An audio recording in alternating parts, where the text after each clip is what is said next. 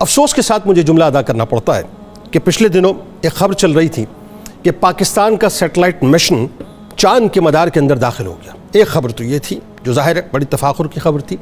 اور پھر انہی لمحات کے اندر ایک خبر اور چل رہی تھی کہ لاہور میں انٹرمیڈیٹ کے امتحان میں ایک جعلی امیدوار پکڑا گیا جو دھڑلے کے ساتھ امتحانی ہال کے اندر بیٹھا ہوا تھا اور کسی دوسرے کی جگہ پرچہ دے رہا تھا۔ انہی اوقات کے اندر ایک خبر یہ چل رہی تھی کہ کراچی میٹرک بورڈ کے امتحانات میں 9ویں جماعت کا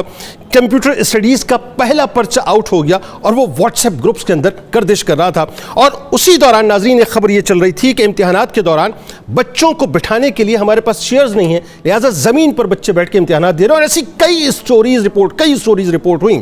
افسوس ہوا ناظرین کہ جو اتنی ساری اسٹوریز بکھری ہوئی ہیں پاکستانی معاشرے کی، کہ جہاں پر پاکستان کے اندر جو نقل کا کلچر ہے جسے آپ چیٹنگ کلچر کہتے ہیں وہ بے انتہا عام ہو چکا ہے، اور عالم یہ ہے کہ معاشرہ اسے سنجیدہ لینے کو تیار ہی نہیں ہے۔ یعنی یہ ایک ایسا کینسر ہو چکا ہے کہ جس نے ہمارے تعلیمی نظام کو یعنی ایجوکیشنل سسٹم کو نہ صرف تباہ و برباد کر کے رکھ دیا ہے، بلکہ اس چیٹنگ کلچر نے جو فیوچر لیڈرز تھے اب فیوچر لیڈرز کو فیوچر ڈفرز بنانا شروع کر دیا ہے۔ سوال یہ ہے کہ ایسا کیوں ہو رہا ہے، اور سوال یہ ہے کہ اسے کون صحیح کرے گا۔ یعنی سوال یہ بھی پیدا ہوتا ہے کہ 76 برسوں میں ہم من حیث المجموعی کیا اپنی اخلاقی سطح اس حد تک بلند نہ کر سکے کہ جن بچوں نے کل ملک اور قوم کو لیڈ کرنا ہے وہ دیانتدار ہوں، وہ امانتدار ہوں، وہ جواب دہ ہوں، وہ اپنی ایک سیلف اکاؤنٹیبلٹی کریں، سیلف انالیسس کریں۔ نتیجہ یہ نکلا صاحب کہ ہم واقعتاً 76 برسوں کے اندر مورالٹی کے اس لیول پر قوم کو پہنچا ہی نہیں سکے، اور یہ جو چیٹنگ کلچر ہے ناظرین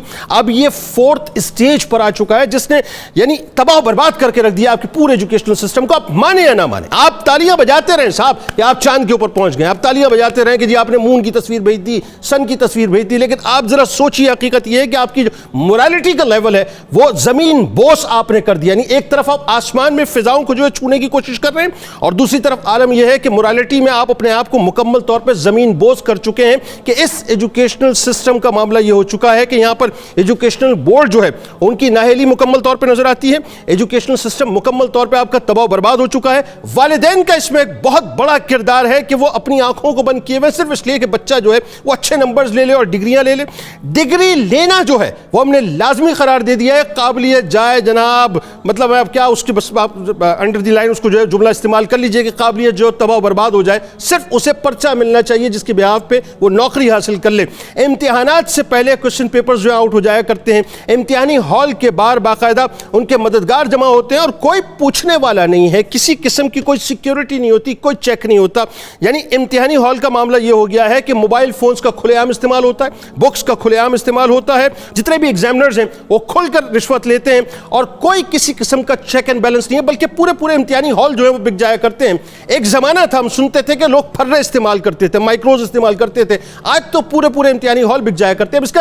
جو شاخسانہ ہے یا یوں کہیے اس کا جو امپیکٹ ہے بائی اینڈ لارج وہ اس سوسائٹی کے اوپر کیا، اس کو ذرا توجہ سے سن لیجئے۔ سب سے پہلی بات، جو اسٹوڈنٹ خیانت کر رہا ہے، جو دھوکہ دہی کر رہا ہے، وہ ذہن میں رکھے کہ سرکار مدینہ صلی اللہ علیہ وآلہ وسلم نے خائن کے لیے کیا فرمایا کہ نفاق کی ایک علامت ہے، یعنی وہ منافقین کی صف میں داخل ہوگی۔ اور دوسرا یہ کہ جو دھوکہ دہی کرتا ہے، ہم مورالٹی میں اس بات کو سمجھا ہی نہیں پا رہے صاحب کہ اس شخص کو سرکار مدینہ صلی اللہ علیہ وآلہ وسلم نے ڈس اون کر دیا ہے۔ دوسری جو اہم ترین بات ہے وہ یہ ہے صاحب کہ آپ ڈگری تو حاصل کر لیں گے لیکن قابلیت آپ کی مکمل طور پر نل بٹا نل ہو جائے گی۔ تیسری اہم ترین بات یہ ہے کہ آپ میریٹوکریسی کا قتل کر دیں گے، یعنی جو اہل شخص ہے جس کو سیٹ پہ پہنچنا چاہیے تھا آپ جیسا نااہل جو ہے اس سیٹ پہ جا کے پہنچے گا۔ اور چوتھی بات یہ ہے کہ جب آپ کی بنیادوں کے اندر خیانت ہوگی، بددیانتی ہوگی، دھوکہ دہی ہوگی، تو جب آپ جا کر قوم کو لیڈ کریں گے تو پھر عالم یہ ہوگا کہ قوم میں سوائے کرپشن کے اور کچھ بھی نہیں ہوگا۔ اور پانچویں اہم ترین بات یہ ہے کہ پھر اسی انداز سے آپ کو کبھی چائنا کی محتاجی رہے گی، کبھی آپ کو کسی اور ملک کی محتاجی رہے گی۔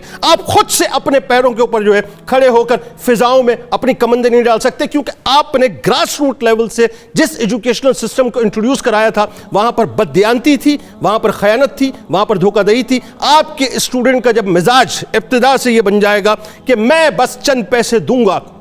اور میں چیٹنگ کر کے پاس ہو جاؤں گا, ڈگری لے لوں گا, نوکری لے لوں گا, تو آپ سوچئے کہ وہ اس سسٹم کا حصہ بننے جا رہا ہے کہ جہاں پر ابتدا جو ہے وہ کرپشن سے ہوتی ہے اور پھر انتہا بھی کرپشن پہ ہوا کرے گی. تو پاکستان میں ایجوکیشنل سسٹم کو ٹھیک کرنے کے لیے ایک انجینئرڈ آپریشن کی ضرورت ہے کہ ہمارا سر جو ہے وہ اس حوالے سے نہ جھکے کہ آج بھی امتحانات میں جو ہے وہ باقاعدہ ایگزامینیشن ہالز بکتے ہیں, بلکہ ہمارا سر اس انداز سے تفاخر سے بلند ہو جائے کہ پاکستان کا ایجوکیشنل سسٹم جو ہے وہ نمبر 1 سسٹم ہے.